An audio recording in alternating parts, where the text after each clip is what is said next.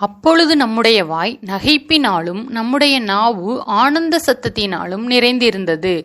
அப்பொழுது கர்த்தர் இவர்களுக்கு பெரிய காரியங்களை செய்தார் என்று புறஜாதிகளுக்குள்ளே சொல்லிக் கொண்டார்கள். சங்கீதம் 126 2 ஒரு புதிய மாதத்திற்குள்ளாக நம்மை நடத்தி கொண்டு வந்த தேவனுக்கு நன்றி பலிகளை செலுத்தி அவரை மகிமைப்படுத்துவோம். இந்த புதிய மாதத்தில் கர்த்தர் உங்களுக்கு பெரிய காரியங்களை செய்து உங்களை மகிழ பண்ணுவார். கர்த்தர் யூதாவின் ஜனங்களுடைய சிறையிருப்பை மாற்றின போது புறஜாதிகள் கர்த்தர் இவர்களுக்கு பெரிய காரியங்களை செய்தார் என்று சொல்லிக் கொண்டார்கள். அப்படியே கர்த்தர் உங்களுக்கும் பெரிய காரியங்களை செய்து உங்களை களிகூற செய்யும் போது புறஜாதிகள் அதை கண்டு கர்த்தரை மகிமைப்படுத்துவார்கள். ஒருவேளை இதுவரை புறஜாதிகள் உங்களை தூசிக்கலாம். உங்கள் நிலைமையை கண்டு உறவினர்களும் நண்பர்களும் கூட ஒதுங்கிவிடலாம்.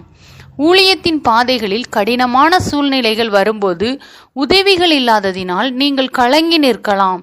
ஆனால் ஒரு நாள் வருகிறது, கர்த்தர் உங்களுக்காக நீங்கள் நினைப்பதை பார்க்கிலும் எண்ணுவதை பார்க்கிலும் மிக பெரிய காரியங்களை செய்ய போகிறார். கர்த்தர் யோபுவின் சிறையிருப்பை மாற்றின வேளையில் யோபுக்கு முன்னிருந்த எல்லாவற்றை பார்க்கிலும் இரட்டத்தனையாய் கர்த்தர் அவனுக்கு தந்தருளி ஆசீர்வதித்தார். அப்பொழுது அவனுடைய எல்லா சகோதரரும் சகோதரிகளும் முன் அவனுக்கு அறிமுகமான அனைவரும் அவனிடத்தில் வந்து அவன் வீட்டில் அவனோடே போஜனம் பண்ணினார்கள் என்று வேதம் கூறுகிறது. அதுபோல கர்த்தர் உங்களுக்கு இரட்டிப்பான ஆசீர்வாதங்களை தந்து உங்கள் தலையை நிமிர பண்ணும் போது உங்களை ஒடுக்கினவர்களும் அசட்டை பண்ணின யாவரும் உங்கள் காலடியில் பணிந்து உங்களை கர்த்தருடைய நகரம் என்றும் இஸ்ரவேலுடைய பரிசுத்தரின் சீயோன் என்றும் சொல்லுவார்கள். இஸ்ரவேல் ஜனங்கள் பாபிலோனிய சிறையிருப்பில் இருந்து விடுதலையாகி 70 வருஷங்களுக்கு பின்பு செருபாபேல் எஸ்ரா நெகேமியா என்பவர்களின் தலைமையின் கீழ் மீண்டும் எருசலேமுக்கு திரும்பி வந்தார்கள். கர்த்தர் அவர்களுடைய சிறையிருப்பை திரும்பும்போது அது அவர்களுக்கு சொப்பனம் காண்பது போல நம்பக்கூடாததாய் காணப்பட்டது. இஸ்ரவேலின் குடும்பத்துக்கும் யூதாவின் குடும்பத்துக்கும் சொன்ன நல்வார்த்தையை நிறைவேற்றுவேன், எரேமியா 29 என்று வாக்களித்த தேவன் குறித்த வேளை வந்தபோது அப்படியே அவர்களுடைய சிறையிருப்பை மாற்றி அவருடைய வார்த்தையை நிறைவேற்றினார். ஆனால் பாபிலோனிய சிறையிருப்பில் இருந்து விடுதலைக்காய் காத்திருந்த யூதாவின் குடிகள் அந்த வேளை வந்தபோது அவர்களால் நம்ப முடியவில்லை. யோசேப்பு உயிரோடு இருக்கிறான், அவன் எகிப்து தேசத்துக்கெல்லாம் அதிபதியாய் இருக்கிறான் என்று யாக்கோபுக்கு அவனுடைய குமாரர்கள் அறிவித்த போது அவன் இருதயம் மூர்ச்சையடைந்தது. அவன் அவர்களை நம்பவில்லை என்று வேதம் கூறுகிறது. கர்த்தருடைய பிள்ளைகளை, உங்களுடைய சிறையிருப்புகளை கர்த்தர் மாற்றுகிற வேளையும் அவர் உங்களுக்கு அற்புதம் செய்யும் நேரமும் வந்துவிட்டது. அவைகள் நடக்கும்போது உங்களுக்கு ஆச்சரியமாகவும் நம்பக்கூடாததும் கிரகிக்க கூடாததும் சொப்பனம் காண்பது போல காணப்படும்.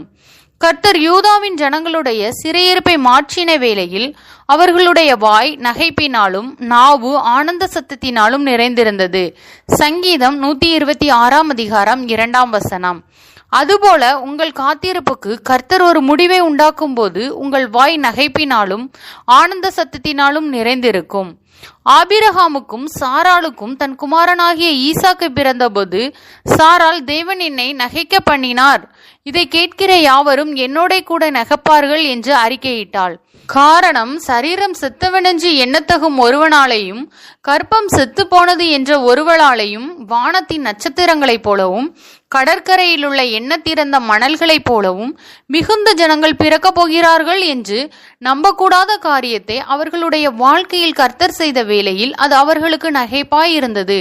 கர்த்தருடைய பிள்ளைகளே, ஒருவேளை உங்கள் வாய் இப்பொழுது புலம்பிக் கொண்டு காணப்படலாம்.